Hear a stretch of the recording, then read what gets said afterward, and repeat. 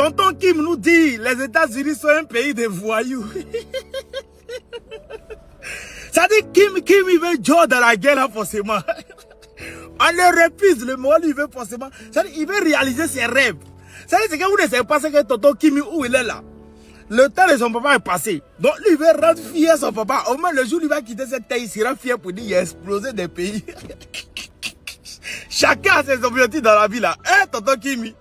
Il dit les États-Unis c'est un pays de voyous. Ça dit, le truc ne veut pas quoi chez lui. Hein. Lui il a déjà pris son bateau et puis il a mis des armes nucléaires pour aller faire le tour. Si la mer. Mais Tonton Kimi, t'as quoi à cœur? Il met le gros missile sur le bateau et puis il fait le tour en mer. C'est quoi ça? Tonton Kimi? C'est pour... C'est quel discours tu cherches quoi? Juste qu'il va déclarer pour dire les États-Unis sont un pays de voyous. Tellement il veut pas là. Shaoula, il veut tout faire pour rentrer dans Niagara. Parce que lui, il dit s'il lui perd la vie, s'il est parti un jour, que son temps arrivé de quitter ce monde, et puis il s'en va là. Maintenant, derrière là, c'est comme il n'a pas accompli sa mission. Oh, lui, il a une mission. Toujours, il a essayé une bombe là, lui seul. Il a toujours fêté avec une bombe. C'est bizarre. Pendant que nous, on fait une bougie, lui, il fait une bombe. Donc, c'est griseur. Alors, lui, il ne veut pas que ça soit griseur. Lui, il veut essayer la bombe là même dans le pays de quelqu'un. Là, ça serait griseur en Amérique. Mais lui, c'est son problème là. Il ne guette pas de coin. Hein. Il guette la Corée du Sud et puis il guette les Américains. C'est-à-dire, c'est une bombe qu'il a fabriquée. Il a tout fait de telle sorte que ça descend directement en Amérique. Est-ce que vous voyez un peu sa gamme? Lui n'est pas d'affaire de dire non, guerre dans le pays des autres. Non, non, non, lui c'est en Amérique. Tonton Kimi, pardon. Faut laisser ceux qui ont un peu de sens, ils vont réfléchir à eux là-bas. Toi, c'est que non, c'est ça le chef Badi, on va t'appeler quand l'évolution doit finir. Tu as compris? On est à ça, Pour comprendre pourquoi les pays européens sont soumis aux États-Unis, il faut savoir que les États-Unis, aujourd'hui, sont soumis au lobby juif américain, c'est-à-dire globalement aux sionistes qui gouvernent Israël. Tout ça était difficile à comprendre quand on regardait la taille des États-Unis et qu'on se demandait pourquoi les États-Unis font diantre systématiquement la volonté des dirigeants israéliens et qu'on ne comprenait pas. On se disait quand même, les États-Unis, qu'est-ce que c'est? C'est du messianisme? Ils sont pris par quoi? Qu'est-ce qui peut expliquer qu'une puissance aussi grande que les États-Unis s'aligne sur les positions d'une petite puissance, par rapport aux États-Unis du moins, et l'accompagne dans toutes les violations du droit international, dans le génocide anti-palestinien, l'accompagne quand Israël bombarde tous les pays autour de lui, occupe la Syrie depuis 1967, méprise des centaines de résolutions des Nations Unies. Mais qu'est-ce qui... On se demandait, diante, comment les grands États-Unis, que je connais, cette puissance immense, continentale, comment peut-elle faire les 4 volontés d'Israël, cette petite bande de terre, dont on nous dit en plus qu'elle vit grâce à l'aide américaine, grâce aux subventions américaines. Eh bien, le mystère est éclairé grâce à l'affaire Epstein. Le monde entier sait qu'en réalité, l'élite politique, industrielle, financière, américaine est sous le contrôle du lobby juif américain, mais pas que ce lobby juif américain représente tous les juifs. Il est en particulier, cette élite est en particulier sous le contrôle d'une aile particulière du judaïsme qu'on appelle le sionisme. Dans ce lobby-là, ceux qui tiennent les États-Unis sont les sionistes. Or, les sionistes sont des nazis israéliens. C'est-à-dire que ce sont des gens qui pratiquent contre les autres peuples du monde ce que les juifs ont subi en Europe. La ségrégation raciale contre les juifs en Europe. Le génocide anti-juif. Ça, c'est la pratique des sionistes. C'est cela qu'ils pratiquent contre la Palestine. Et ces sionistes étaient alliés du régime criminel sud-africain. Le régime de l'apartheid avait comme principal soutien l'État sioniste d'Israël. Parce que la politique d'apartheid, eh bien, pratiquée contre les Africains en Afrique du Sud, était exactement la politique d'apartheid que pratique aujourd'hui Israël contre le peuple palestinien, en Palestine. Donc, les deux régimes sont des copies, des clones l'un de l'autre. Et on se retrouve devant une situation paradoxale. Israël, un pays dont une partie de la population est constituée de rescapés ou de descendants de rescapés de la Shoah, dirigé par des nazis, c'est-à-dire des sionistes, à ne pas confondre avec tous les juifs. J'ai déjà donné plusieurs conférences ici pour distinguer eh bien, le judaïsme du sionisme. Le sionisme est une branche radicale, fanatique et nazi du judaïsme. Et il ne recouvre pas l'essence fondamentale du judaïsme comme religion messianique. Voilà pourquoi on peut être anti-sioniste, mais il ne faut pas être antisémite. Les sionistes font tout pour considérer que dès qu'on les critique, on est antisémite. Il faut constamment rappeler que critiquer les sionistes, c'est-à-dire les nazis israéliens, ce n'est pas critiquer le judaïsme. La critique du judaïsme n'est pas la critique du sionisme. Car le sionisme est en réalité une forme dépravée, défigurée, dégénérée du judaïsme. Un peu comme aujourd'hui, vous voyez ces gens d'Al-Qaïda et de l'État islamique qui prétendent représenter l'islam. Non, ce sont des formes dégénérées, dépravées, détournées de l'essence de l'islam. Il faut appliquer cette distinction. Pour se protéger de la folie, il y a une arme intellectuelle qu'il faut maîtriser. C'est l'arme de la distinction conceptuelle. Si vous ne savez pas distinguer les concepts, vous ne pouvez pas clarifier les situations et vous vous retrouvez pris dans des pièges et dans des confusions. Bon. Donc l'Europe, bientôt asphyxiée par sa vassalité aveugle envers les États-Unis, ai-je dit. Mais les États-Unis eux-mêmes sont vassalisés par les sionistes. Le vrai chef entre Trump et Netanyahou, ce n'est pas Trump, c'est Netanyahou. Tout le monde a compris. Parce que Netanyahou est l'homme du lobby sioniste américain qui contrôle les États-Unis et qu'on appelle le Deep State. Je vous invite à lire le livre du sociologue politique John Mearsheimer sur le lobby juif américain. C'est un très beau livre, bien documenté, scientifiquement inattaquable. Personne n'a été capable de lui faire un procès car il a montré comment la grande puissance américaine est sous le contrôle d'une minorité, d'une élite financière, d'une élite industrielle, d'une élite qui a pour ambition de contrôler le monde entier en contrôlant les États-Unis. Donc la politique américaine elle-même est aliénée. Et c'est cette aliénation qui explique l'aliénation, tout naturellement, des dirigeants européens. Tous sont accroupis sous le lobby sioniste. Tous les dirigeants européens qui se sont alignés derrière les États-Unis ne se sont pas en fait alignés derrière Trump. Vous voyez pourquoi ils ont des problèmes avec Trump? Ils se sont alignés avec les patrons de Trump et de Biden, c'est-à-dire le lobby sioniste. Bon an, mal an, les dirigeants européens font la volonté du lobby sioniste.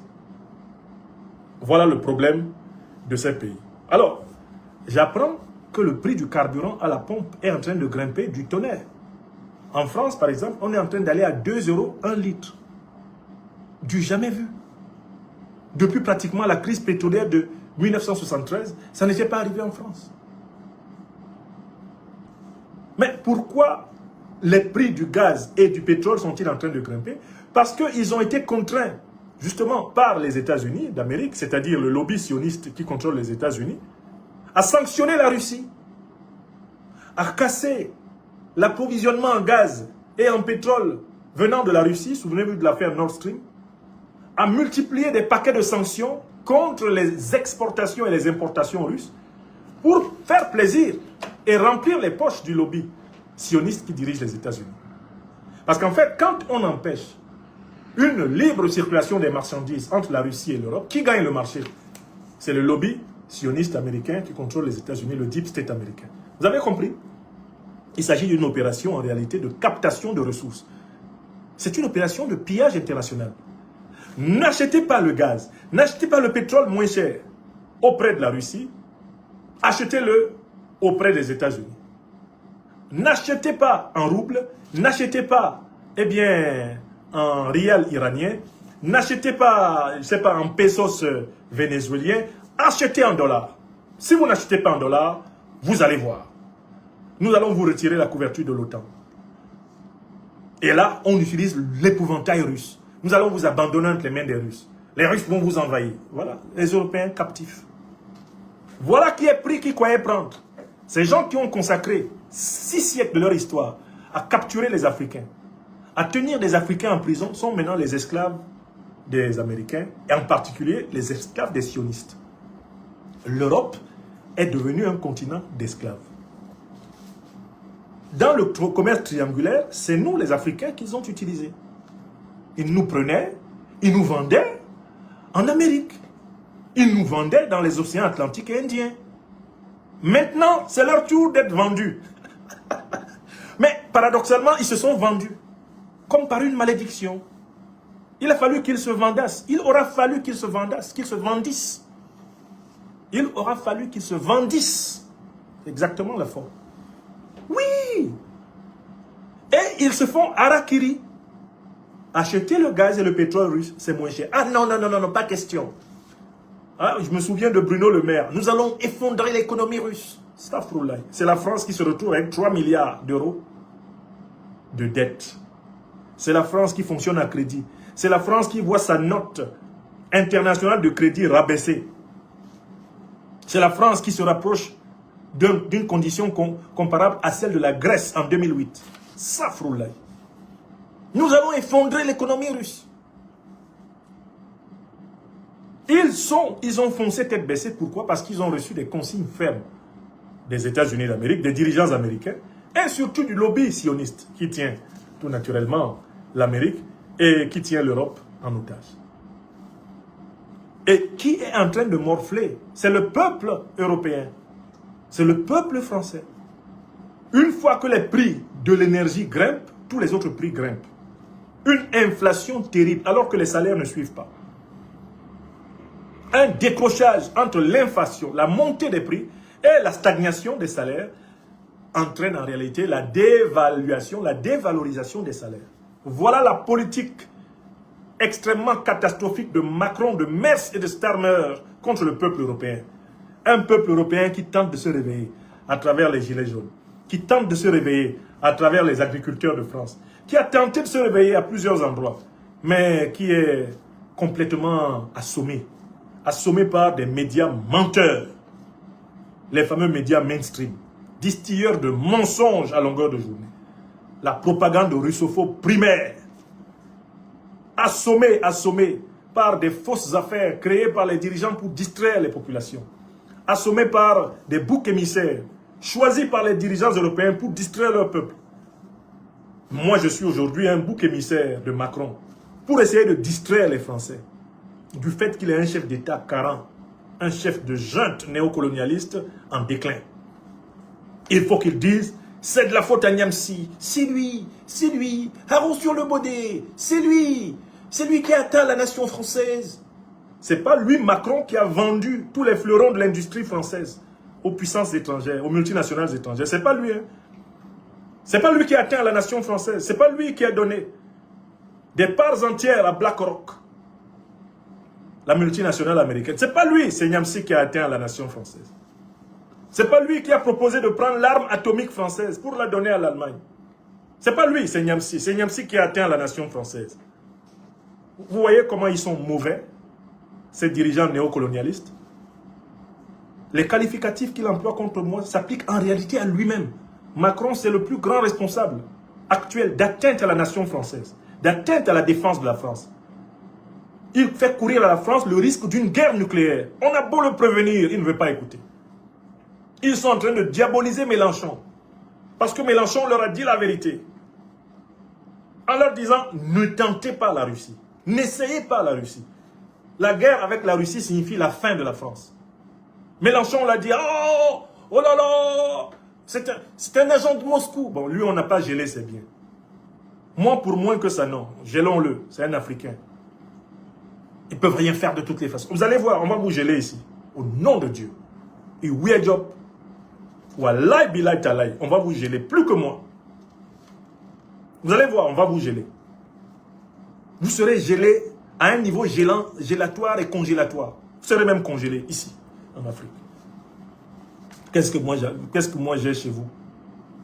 Pas grand-chose. Gelé tout. On verra. Gel contre gel. C'est le prochain épisode. Gel contre gel. On va voir qui a plus été gelé. Donc, voilà des gens, ils parlent d'atteinte à la souveraineté, atteinte à ceci, atteinte à cela. Alors que c'est lui qui fait ça. C'est lui qui risque de provoquer une catastrophe. Une guerre nucléaire contre la France. Entre la France et la Russie, une guerre nucléaire, certes. La France pourra peut-être tirer une ou deux salves. Mais après, quand la Russie tire, il n'y a plus de France. Parce que les têtes nucléaires françaises, en nombre, ne sont même pas comparables aux têtes nucléaires russes. On compte des têtes nucléaires françaises peut-être par, je ne sais pas, par quelques centaines. Les Russes, c'est par milliers. Ils tirent seulement, il n'y a plus de France. Ils tirent seulement sur Paris, il n'y a plus de Paris. Ils envoient un Oresnik sur Paris, il n'y a plus de Paris. Et voilà ce chef d'État irresponsable qui ose me traiter, moi, de responsable d'une atteinte à la défense de la France, alors que c'est lui qui fait courir le risque d'une guerre nucléaire à la France. Et que le peuple français hésite à aller l'arrêter. Alors qu'il faut l'arrêter, Macron. C'est lui qu'il faut arrêter. Moi, je n'ai pas menacé de tirer. Je n'ai pas menacé d'amener la France dans une guerre nucléaire. Je ne souhaite pas que le peuple français, je ne souhaite à aucun peuple de recevoir une attaque nucléaire. Je sais, par la connaissance scientifique de l'histoire, la gravité des crimes qui sont accomplis lorsque les armes nucléaires sont utilisées. C'est l'apocalypse absolue. Aucun être humain normalement constitué ne peut jouer avec ça, sauf Macron. Et ça tombe bien, il n'a pas d'enfant. Ça, ce sont des comportements d'irresponsables qui n'ont pas d'enfants. S'il avait au moins un ou deux sur la terre, il allait dire, si je fais ça et puis on tire, et puis ça tue mon enfant, je vais dire quoi? Monsieur n'a pas d'enfant. Et c'est lui qui envoie son chef d'état-major des armées dire aux Français, préparons-nous à voir mourir nos enfants. Macron aura combien dedans?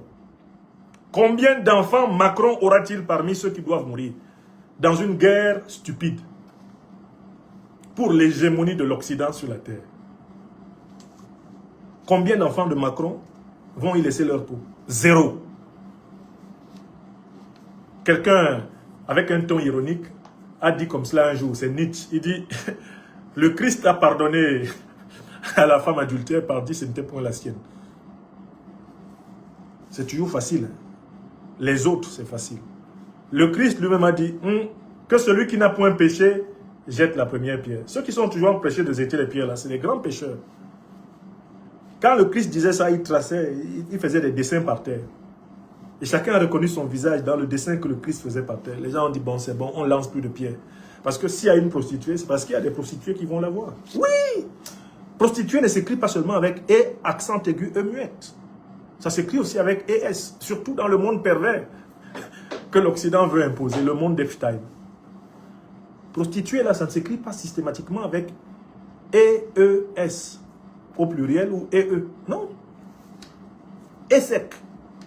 D'ailleurs, on peut même faire l'hypothèse que maintenant sur la terre, il y a plus de prostituées hommes que de prostituées femmes. Wallahi billahi talahi. Si vous comptez bien, avec le comportement de ces pervers de l'île d'Epstein, le nombre de prostituées hommes qu'il y a sur la terre est anormalement élevé. Ah mais oui, le cochléisme, pour reprendre un concept ivoirien, n'est pas une identité féminine. On voit des dirigeants coquelets là.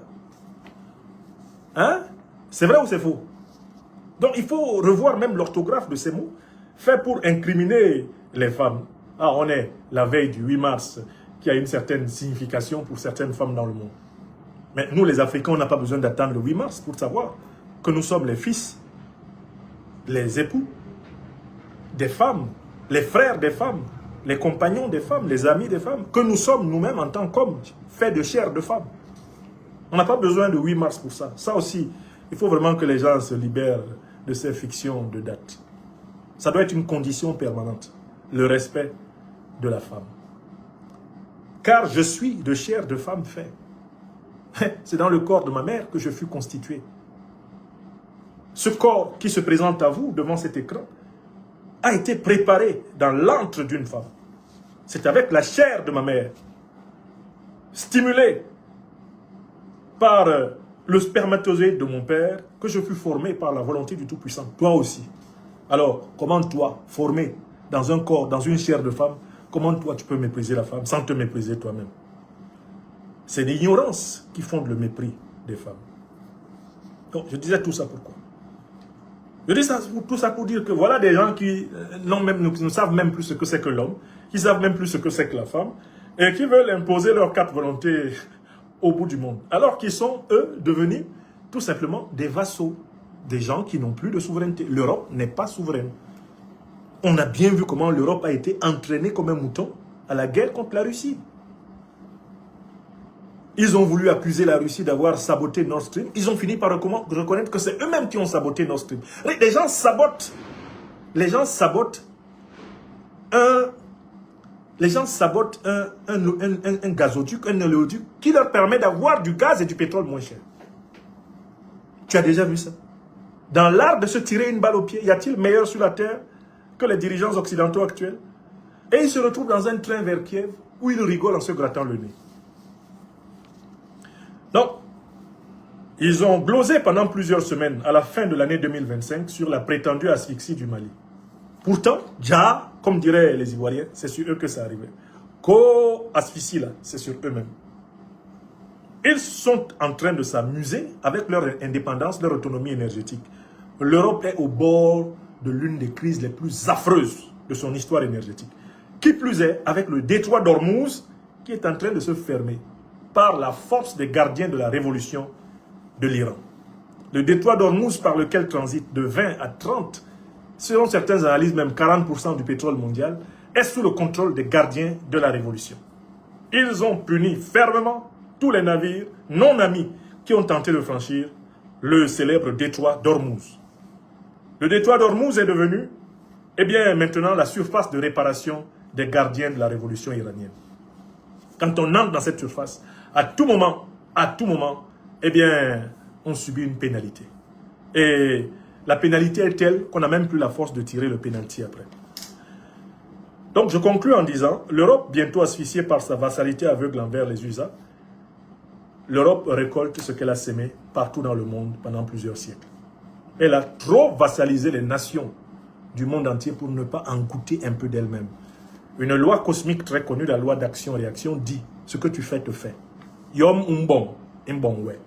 Mes ancêtres, les Bassa Bantous, appellent cette loi « Temnenye ». La vassalité servie par l'Europe au monde est de retour en Europe. Ce que l'Europe a fait à l'Amérique, sans s'excuser jusqu'à ce jour, ce que l'Europe a, je parle de l'Amérique ancienne, hein, pas l'Amérique coloniale, ce que l'Europe a fait à l'Afrique, sans s'excuser et même réparer jusqu'à ce jour, ce que l'Europe a fait à l'Asie, voilà ce qui lui arrive. Elle est en train d'être vassalisée. L'Europe est aujourd'hui, pour le dire d'une manière très simple, une colonie des États-Unis d'Amérique. Et les États-Unis d'Amérique sont une colonie de quoi? Vous n'avez pas oublié, du lobby sioniste, le lobby juif américain. Voilà pourquoi on peut dire que Netanyahou, alias Netanyahu, est le véritable roi des États-Unis et de l'Europe. Écrivez ça. C'est ça son nouveau rôle. Netanyahou, alias Netanyahu, c'est l'empereur d'Europe et d'Amérique. Écrivez. C'est ça son nom, hein, mais qui va bientôt s'effondrer. Le véritable empereur, il y a un empereur en Europe. C'est Netanyahou, alias Netanyahu. C'est lui le vrai chef. Hein. C'est le... Mais attendez, quelqu'un qui est recherché par la CPI et qui se promène en Europe. Quelqu'un qui est recherché par la Cour pénale internationale et qui va à l'ONU. Quelqu'un qui est recherché par la Cour pénale internationale qui se promène aux États-Unis tranquillement. Si ce n'est pas l'empereur de l'Occident, c'est qui? Il n'y a qu'un Occident qui peut se promener comme ça. Hein. Il peut se promener comme ça en Occident. S'il va en Iran, il ne reviendra pas. Parce que les Iraniens sont macabres. Hein. Il ne viendra pas ici dans l'AES Netanyahu. Hein. Il ne viendra pas ici. Hein. Il ne va pas se balader à tout hasard en Libye. Hein. Il sait ce qu'ils ont fait là-bas. Hein. Il se promène dans son empire. Alors, je vous demande de noter ceci. L'Europe et les États-Unis sont désormais sous l'empire des sionistes. L'empire sioniste rassemble l'Europe et les États-Unis actuels. Écrivez ça. Ça s'appelle comprendre le monde.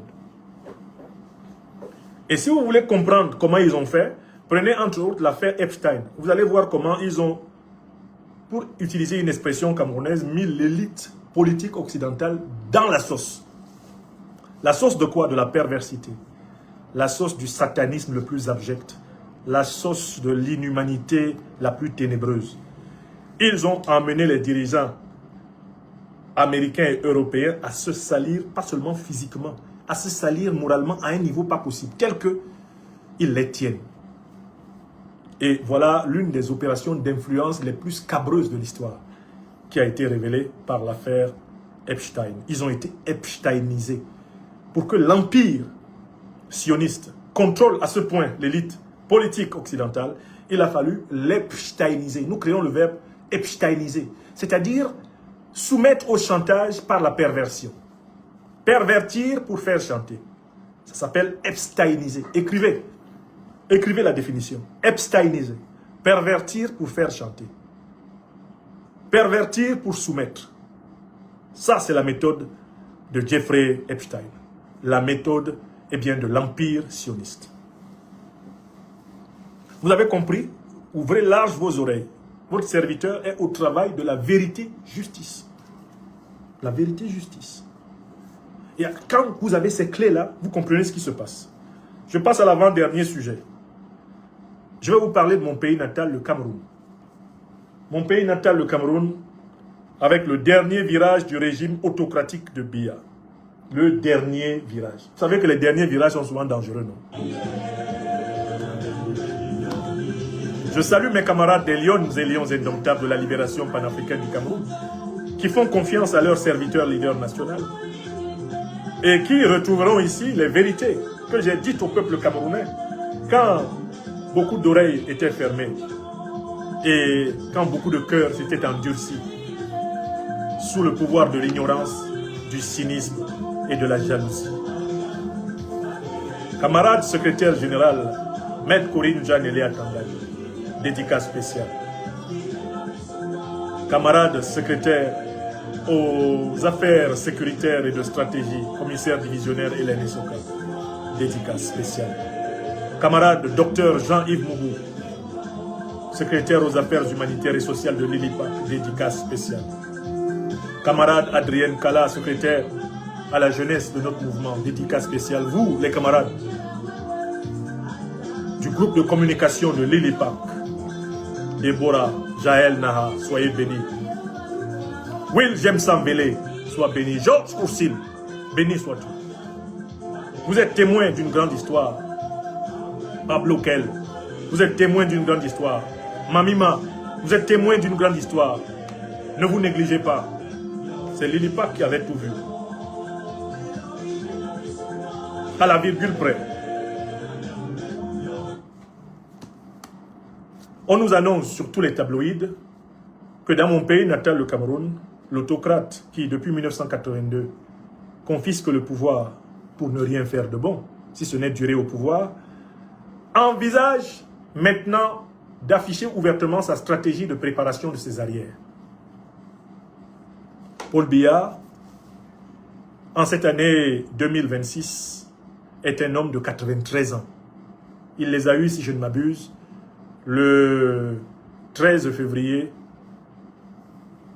2026, puisqu'il est né le 13 février 1933, en Vomeka, dans mon pays natal, le Cameroun. Biya Paul a décidé de sortir enfin de sa tanière pour essayer de mettre les Camerounais dans la sauce. Selon sa tradition.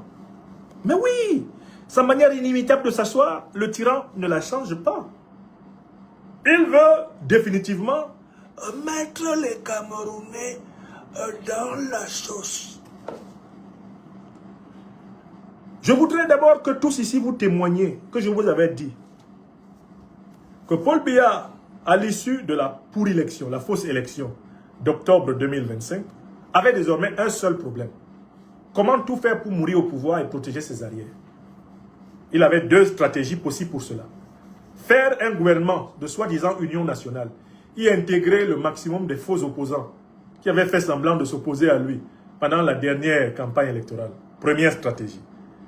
Deuxième stratégie, changer la constitution, créer des postes de vice-président, nommer les faux opposants, c'est-à-dire ces militants déguisés brièvement en opposants, les nommer vice-président en veillant à confier le poste de premier vice-président à quelqu'un de son sérail et de préférence son fils, Franck Emmanuel Biya.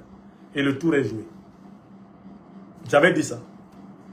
Dans le premier schéma, je disais que Biya envisagerait que s'il meurt, le président du Sénat, pas Marcel Nyabdifendi qui est un grabataire, mais son premier vice-président qui est un allié de Paul Biya, à savoir le Lamideo de Rebouba Aboubakari, organise des élections truquées pour que Franck Biya soit proclamé président élu.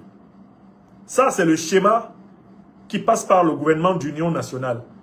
Attend la mort de Biya, lui fait des obstacles nationaux solennels. Ensuite, au bout eh bien, du délai constitutionnel, on organise des élections, on les truque comme d'habitude et on impose un héritier que Biya a désigné, de préférence son fils. J'avais expliqué ce schéma 1. Et j'ai dit que Biya hésitait entre ce schéma parce qu'il ne sait jamais qui peut le trahir en chemin. Il se dit quand même que ses alliés traditionnels, le Lamido de Rebouba, le sultan d'Ebamoun, les chefs traditionnels d'Ouala, etc., les faux chefs traditionnels du centre-sud du Cameroun, qui font des simulacres de tradition, hein, qui font de l'agitation folklorique, au mépris même des arcanes de la véritable tradition africaine, pour honorer Paul Biya comme étant un dieu vivant. Je cite ainsi sa créature, eh bien, Jacques Lafamé Ndongo.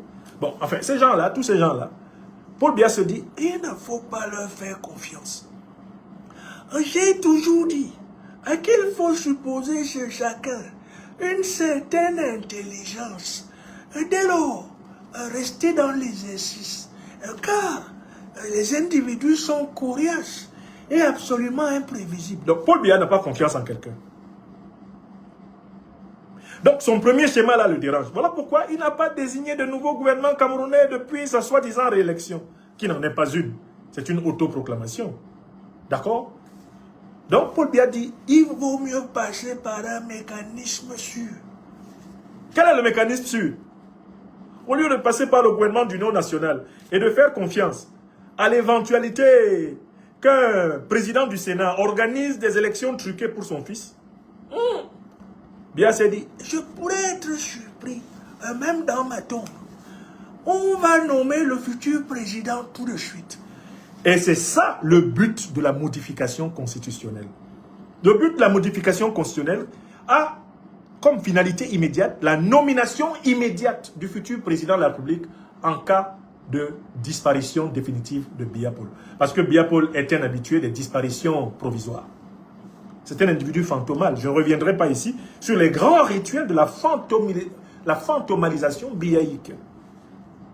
Je veux seulement que vous compreniez que Paul Biya a regardé les gens du RDPC comme ça. Aïdjo avait commis une erreur. Comment il a pu me faire confiance? Je l'ai trahi en chemin. Et normalement, si moi aussi je tombe dans le piège d'Aïdjo, en faisant confiance à un Biya, il va me trahir. Et je ne suis pas fou. Si j'ai trahi Aïdjo, c'est que moi aussi on va me trahir. Et donc je ne vais pas faire comme Aïdjo. Wawonga. Donc comment maîtrise vraiment les arcanes de la trahison? Paul Biya avait été choisi par Aïdjo pour assurer les arrières d'Aïdjo. Il n'a pas assuré les arrières d'Aïdjo. Donc lui-même il s'assoit comme ça, il dit, si je choisis quelqu'un d'autre que mon fils, est-ce que mes arrières seront assurées? Il dit non. Puisque lui-même n'a pas assuré les arrières d'Aïdjo, qui a été enterré au Sénégal. Astaghfirullah. Il y a la sorcellerie dans mon pays natal. Vous avez déjà vu un pays où il y a la sorcellerie en plein jour, en politique? Allez au Cameroun. Paul Biya sait ce qu'il a fait à Aïdjo, qui lui a transmis le pouvoir, certes sous l'injonction des Français. Et Paul Biya sait que s'il transmet le pouvoir à la manière d'Aïdjo, à quelqu'un qui n'est pas de son sang, il transmet le pouvoir comme Aïdjo l'a fait, parce qu'Aïdjo avait un fils, il avait des enfants, il aurait pu choisir un de ses fils, le nommer, changer la constitution, hein, se rébeller contre François Mitterrand et dire je m'en fous, peut-être risquer un coup d'état pour se faire tuer par les barbouzes néocolonialistes français. Aïdjo aurait pu se révolter. Il s'est dit, je peux contrôler la situation à travers Biya, parce que Biya est le plus humble de mes collaborateurs. Quel mauvais calcul. Le très souvent calme à côté de toi. Comme l'a remarqué quelqu'un dans un post que j'ai lu sur Internet, quand vous voyez autour d'un chef d'État, celui qui parle le moins, c'est le plus dangereux. Il faut se méfier des taiseux qui sont autour des chefs. Ce sont eux qui sont les plus imprévisibles. Ceux qui sont autour, là, qui parlent, au moins on connaît leurs pensées. Ils peuvent, même leur langue peut fourcher et puis ça peut révéler leur plan. Mais ceux qui ne parlent jamais, wallahi billahi talahi, c'est Dieu qui garde le chef avec les gens qui ne disent jamais rien. Le chef dit, ah, il va à gauche, il va à gauche, va à droite, il va à droite. C'était ça Paul Biya. Hein. Paul Biya derrière Ahidjo. Et il se promenait avec une brosse et un cirage. Dès qu'il y avait une larme de poussière sur la chaussure d'Ahidjo, voilà Paul Biya. Patron, ce n'est pas bon que vous vous promeniez avec une hanche de poussière sur vos...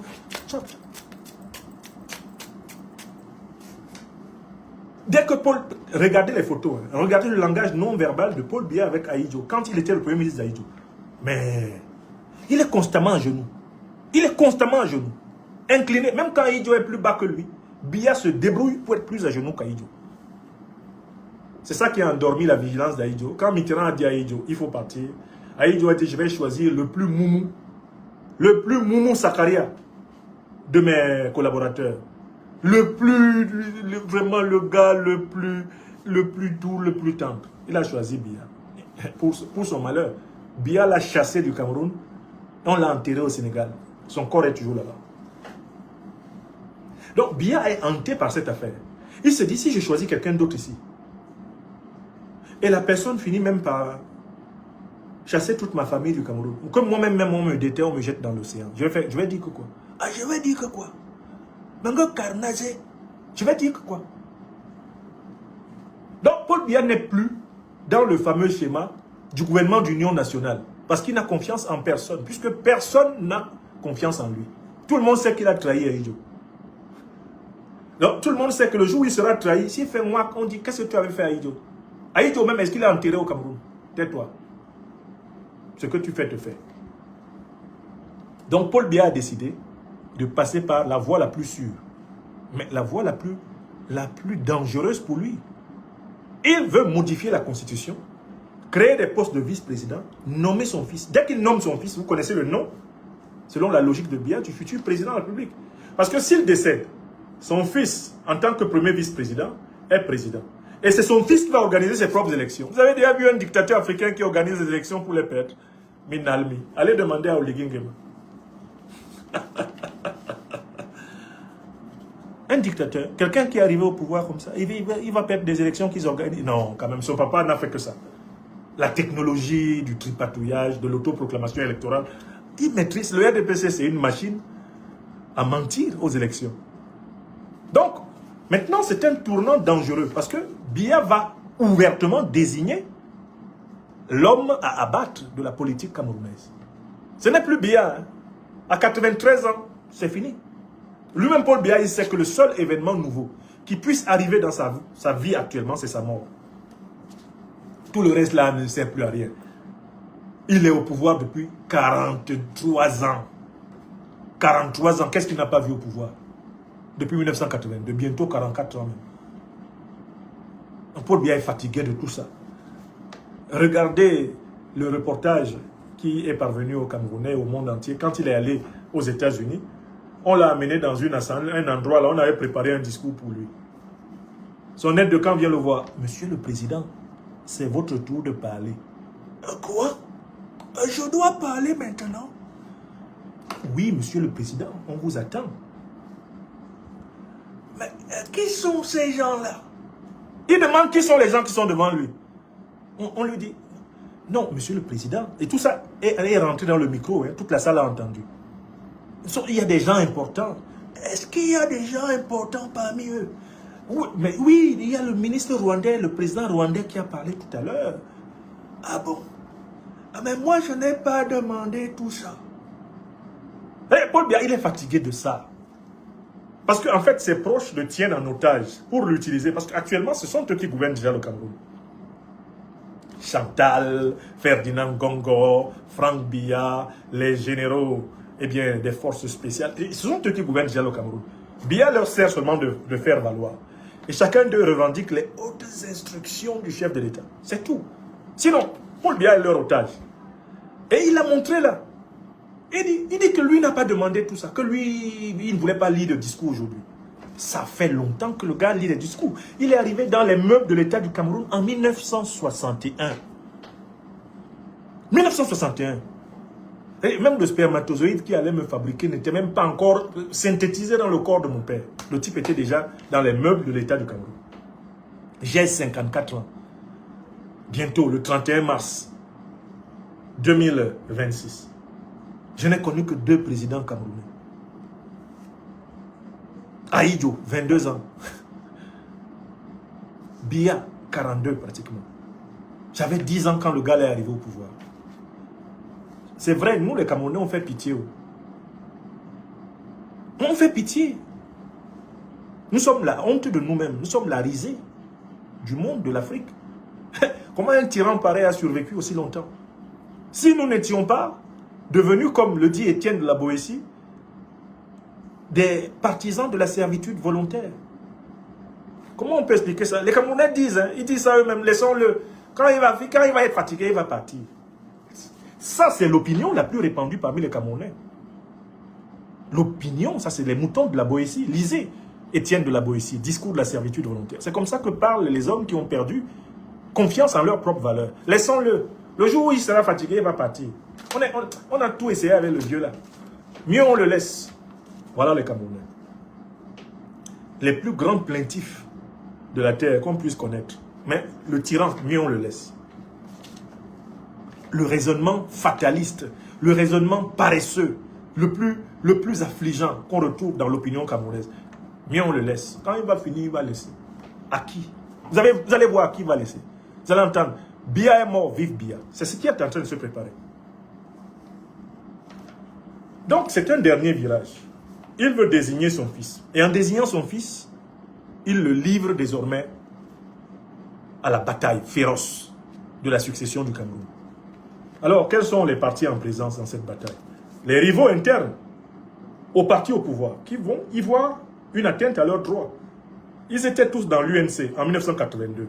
Ahidjo a choisi Biya. Biya n'est pas le fils d'Ahidjo. Mais Biya veut changer la règle à l'intérieur même du pouvoir camerounais. La règle non écrite, certes, qui veut que le président de la République sortant choisisse comme dauphin un Camerounais ou une Camerounaise qui n'est pas membre de sa famille. Elle a été implicitement instaurée par Ahidjo. Biya ne veut pas la respecter. Il veut transformer la République bananière du Cameroun en une monarchie bananière. Il veut imposer son fils. Exactement comme Ouattara a fait, comme d'autres tyrans l'ont fait à travers le continent africain. Mais en voulant imposer son fils, il met une partie du régime RDPC en lutte ouverte contre son fils. 1. Le peuple camerounais, dans son écrasante majorité, ne veut pas d'une monarchie. Ça, au moins, on doit le reconnaître aux Camerounais. Les Camerounais ne veulent pas de cette succession. Le moindre sondage scientifique honnête va corroborer ce que je vous dis. Quel que soit le bord politique camerounais, y compris les militants du parti au pouvoir, ils sont majoritairement opposés à la confiscation familiale du pouvoir. Parce qu'ils savent que c'est la promesse de souffrance prolongée, de gabégie prolongée, de corruption prolongée, etc. Donc, l'écrasante majorité de la société civile camerounaise est contre. Mais il y a encore 2 forces qui sont opposées à cela. L'exemple des révolutions ouest-africaines parle aux militaires camerounais. Ils sont là, ils se regardent. Oui! L'exemple même des révolutions de palais en Afrique centrale, comme celle du Tchad et celle de la République gabonaise, est là pour parler. Les militaires camerounais regardent leurs camarades, maréchal Idriss Déby Itno qui est au pouvoir à N'Djamena. Ils se retournent, ils regardent leurs camarades. Attention, vous ne vous êtes pas rendu compte que la plupart des dirigeants de l'Afrique centrale là sont en fait maintenant des militaires. Et que la liste risque de se compléter rapidement. Oui! Ils regardent au Tchad. Qui est à la tête du Tchad? Le maréchal militaire. Ils regardent le Gabon. Qui est à la tête du Gabon? Qui est à la tête du Gabon? Le général militaire. Oligui Nguema, alias le Dansoman, pour ses sympathisants. Ils regardent à la tête de la Guinée équatoriale. Bébélé Zamba. Qui est à la tête de la Guinée équatoriale? Attention, hein. Le président Obiang Nguema, c'est un général d'armée. Hein. Oui. Il a pris le pouvoir en 1979 par coup d'État. Hein, contre son oncle Massias Nguema. Hein. Allez étudier l'histoire de la Guinée équatoriale. Et je salue au passage le peuple de Fernando Po, hein, qui continue à se plaindre d'avoir été arnaqué au passage dans cette affaire. Ah, on continue à regarder qui est à la tête du Congo-Brazzaville. Attention, le président Denis Sassou Nguesso, c'est un général d'armée. Hein. Ça fait combien de pays d'Afrique Ça fait combien de pays d'Afrique de la CEMAC là qui sont dirigés par des militaires? Alors, on recommence les chiffres parce que les Camerounais dorment un peu au premier banc. On va compter. 1. Tchad, dirigé par un militaire. 2. Gabon, dirigé par un militaire. 3. Congo, dirigé par un militaire. 4. Guinée équatoriale, dirigée par un militaire. Il reste combien de pays de la CEMAC qui ne sont pas dirigés par les militaires? 2. Biba. Ifla. Pays Fla. Comme on dit en Bambara. Quel est Fila? Pays Fla. Sur 6. Quels sont les 2 pays qui restent à basculer dans la main des militaires? Mais la République centrafricaine et le Cameroun. Écrivez, hein. La République centrafricaine, eux, d'abord, avant le président Touadéra, ils ont souvent été dirigés par des militaires. Hein? Les civils en République centrafricaine qui ont dirigé la République centrafricaine longtemps sont rares. Hein?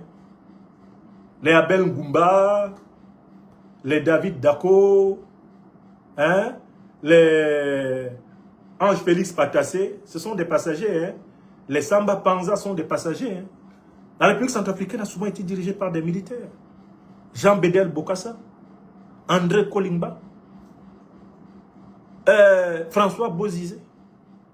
L'autre était paramilitaire. Michel Diotodia, c'était un paramilitaire. Ils ont une tradition là-bas. Hein. Et ces derniers temps, le président Touadéra, il va à gauche, il va à droite. Il va à gauche, il va à droite. Les situations où tu veux gagner sur tous les terrains, là, c'est pas ça qui fait que les militaires sortent. Je ne souhaite pas ça. Hein. Mais je crains ça pour lui. Donc, il ne restera plus dans la zone CEMAC que 2 pays dirigés par des civils. Donc, je reviens au Cameroun avec vous. Vous pensez que les militaires camerounais n'ont pas vu qu'ils sont entourés de dirigeants militaires? Ils n'ont pas vu. Ils ont vu. Hein. Ils ont vu qu'en fait, en Afrique centrale, ils passent pour les plus grands Moumou Sakaria, les Toumou Faktale. Ce sont les Bouvourous, quoi. Hein? Surtout les militaires camerounais. Ils savent qu'ils sont les plus... Ils sont regardés même par leurs collègues d'Afrique en général. Retrouvez une vidéo d'Alpha Condé en train d'expliquer le comportement des militaires camerounais. Ils disent ils sont tellement corrompus par Paul Biya que faire un coup d'État, ce n'est pas la peine, puisque Paul Biya les couvre déjà de facilités qui font que le coup d'État même va leur compliquer la vie. Je pense que ce n'est pas ça l'explication. Je pense que cette explication ne suffit pas. Au Cameroun, il y a une maladie profonde. C'est la perte de confiance en soi-même, la perte de confiance en notre propre nation, la perte de confiance en la capacité africaine du peuple camerounais de se réaliser. Ça ne démoralise pas seulement la population hein, qui dit laissons, on va voir. Ça démoralise aussi les militaires. Même les militaires sont découragés. L'affaire du Cameroun là, ça dépasse même les militaires. Même les militaires s'asseyent comme ça, disent que qui va faire le miracle ici? Et ils disent ça, ils sont devant un miroir, ils ne voient même pas que c'est eux qui peuvent, entre autres. Donc, il y a potentiellement 2 types de coups d'État qui menacent le Cameroun. Un coup d'État néocolonialiste, soutenu par les Français, qui travaillent sur ce schéma depuis qu'ils ont envoyé un ambassadeur militaire qui est récemment parti, et bien du Cameroun. Je crois qu'il s'appelait le général Marchand. Il a été remplacé récemment. Mais le précédent a été là pour travailler sur le scénario d'un coup d'État néocolonialiste à la Oligui Nguema au Cameroun. Et puis, il y a des militaires patriotes révolutionnaires qui sont là, qui ne disent pas un grand mot, mais qui n'en pensent pas moins que dans la situation qui se présente là, celui qui attrape le chef est chef. Mais oui!